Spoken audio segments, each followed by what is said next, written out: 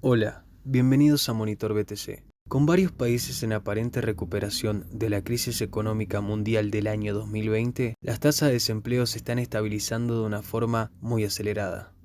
El número de empresas que están en quiebra ha alcanzado su mínimo de los últimos 2 años, y el mercado de valores está en sus máximos históricos. Todo parece muy alentador para la economía, pero en realidad estamos pasando por el experimento económico más grande y aterrador de la historia, que podría traer una edad de oro a partir de un nuevo modelo económico o podría desencadenar en una nueva etapa oscura que el mundo jamás había presenciado.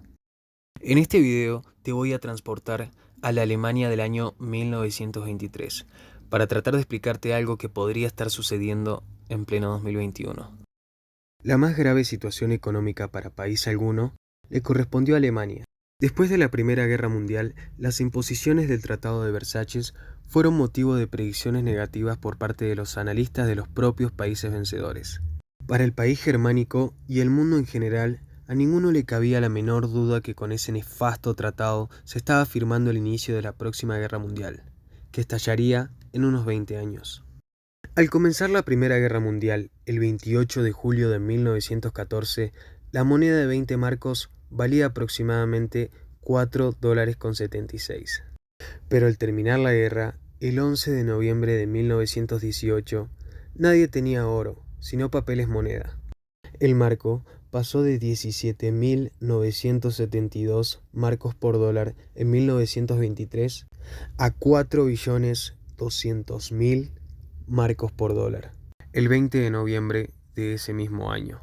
El Reichsbank, el banco central en esa época, imprimió el día 25 de octubre de 1923 la cantidad de 120.000 trillones de marcos en billetes para poder atender la demanda del mercado hiperinflacionario.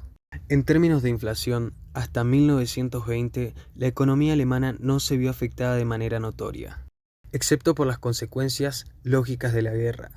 Pero a partir de 1921, los signos inflacionarios fueron marcadamente preocupantes. Los precios de los alimentos subieron escandalosamente, sextuplicándose semanalmente. Es decir, el producto que un día costaba un marco, a la semana siguiente costaba 6, y esa escala parecía no tener fin.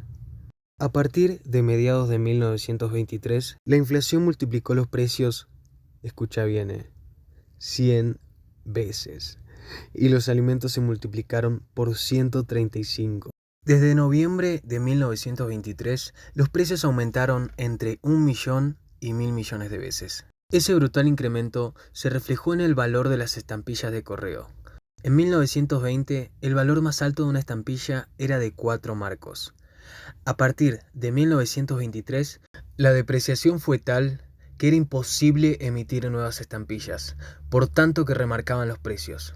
El valor de la estampilla de 4 marcos fue elevado a 50.000 millones de marcos. Muchas de esas estampillas se compraban, pero incluso no podían ser usadas al día siguiente.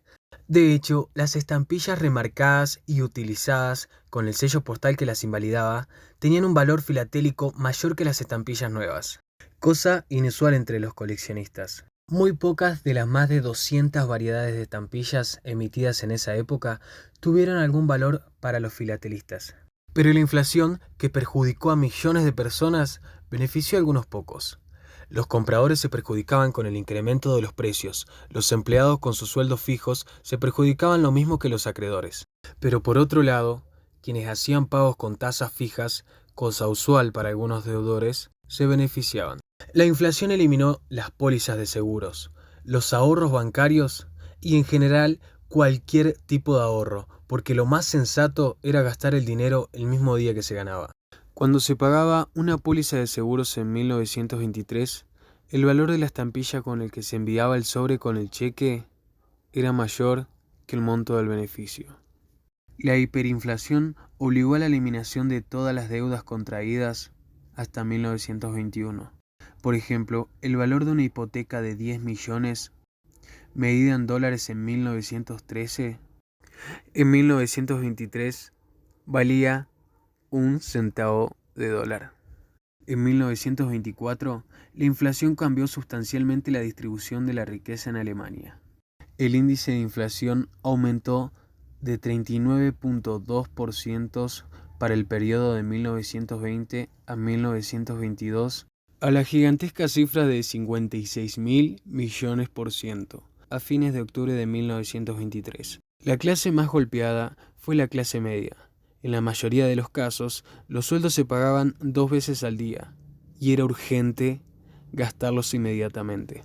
Se les daba a los trabajadores un receso de media hora, 2 veces al día, para que compraran lo que necesitaban, principalmente alimentos. Esperar 2 horas podía significar comprar solo la mitad de comida.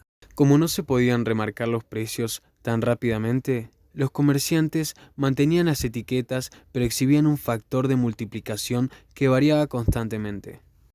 Cada hora, el comerciante llamaba al banco para que le dieran la nueva tasa de cambio referente al dólar y modificaba el factor de multiplicación aumentándolo un poco, para así poder anticiparse al nuevo incremento. Los telefonistas de los bancos respondían las llamadas de manera muy peculiar. Apenas atendían el teléfono, decían lo siguiente: la cotización actual del dólar es de 100.000 millones. Muchas gracias y muy buenas tardes. Esto lo hacían para agilizar las grandes cantidades de llamadas emitidas por los comerciantes.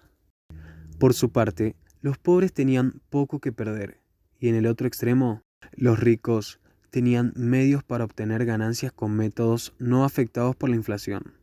Por ejemplo, con la compra a tiempo de moneda extranjera, depósitos e inversiones en el exterior, compra de bienes raíces, joyas, etc. Otro ejemplo de hiperinflación a causa de emisión monetaria es China, hace unos 653 años. Como primer usuario de moneda fiduciaria, China fue también el primer país en experimentar una hiperinflación. El papel moneda se introdujo durante la dinastía Tang y fue generalmente bien recibido. Mantuvo su valor ya que los sucesivos gobiernos chinos establecieron controles estrictos sobre la emisión. La conveniencia del papel moneda para los ciudadanos chinos que preferían hacer sus transacciones utilizando los billetes en lugar de tener que transportar y manejar monedas que además de pesadas tentaban a los ladrones y eran más difíciles de esconder que los billetes. Los ciudadanos depositaban su tenencia de plata en un gran almacén custodiado por los soldados imperiales. A los comerciantes les entregaban unos billetes de papel con la firma del emperador que certificaba que el contravalor en plata había sido depositado en aquel almacén y que el tenedor de esos billetes podría canjearlo en cualquier momento por plata. Eso llevó a una fuerte demanda del papel moneda. Fue solo cuando comenzó a emitir billetes sin que entrara al almacén su contravalor en plata para financiar crecientes gastos públicos del imperio. La dinastía Yuan fue la primera en imprimir grandes cantidades de dinero fiduciario para financiar sus guerras, lo que resultó en una hiperinflación. Y para darte otro ejemplo de hiperinflación, nos venimos más a la actualidad, con el momento económico crítico que está pasando Venezuela. La hiperinflación en Venezuela comenzó en noviembre de 2017, cuando se registró una inflación mensual de 56.7% y una anual de 1.370%. En ese periodo se anunció la creación del billete de 100.000 bolívares. Es considerada la peor hiperinflación en la historia americana. La inflación acumulada entre los años 2013 y 2019 en el país fue de 5.395.536.286%. Para febrero de 2019, la hiperinflación interanual llegó a 2.295.981%.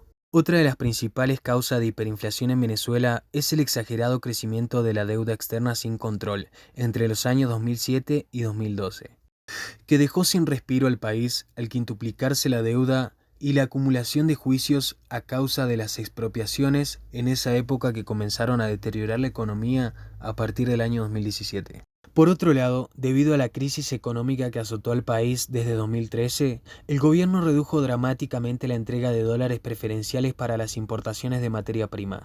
Para la industria, en cambio, aumentó la importación de productos terminados y alimentos como leche, granos, pasta, carne, pollo y alimentos envasados, realizados por programas auspiciados por el gobierno, lo cual generó una reducción de la oferta de bienes producidos en el país. En resolución, lo que quería explicarte comentándote estas crisis económicas de distintos países en diferentes continentes y en diversas etapas de la historia es que estos países tienen algo en común. La sobreimpresión de dinero fiduciario los llevó a la crisis económica. Ahora pensemos por un instante que Alemania tardó 5 años en experimentar su colapso económico desde que empezó a sobreimprimir su moneda. Con esto no digo que en la actualidad suceda lo mismo, pero no sería razonable pensar que este escenario no podría ser una posibilidad. Otra cosa que deberíamos tener en cuenta es que nuestra generación ha vivido una edad de oro desde 1950, una época en la que la persona promedio en el mundo se encontraba en una situación de severa pobreza, sin electricidad, una alta tasa de mortalidad, y a lo largo de esos 70 años, esa situación de alta pobreza solo existe en un 6% de la población mundial. Por la crisis económica mundial causada por la pandemia, muchos países han impreso una cantidad exagerada de divisas monetarias, lo cual nos hace pensar y recordar lo que pasó a lo largo de la historia cada vez que hubo una sobreimpresión del papel moneda. Muchas gracias por ver este video. Si te gustó, suscríbete al canal de Monitor BTC. Nos vemos en el próximo video y como dijo Robert Kiyosaki, ¿para qué vas a ahorrar en dinero fiduciario si no lo paran de imprimir?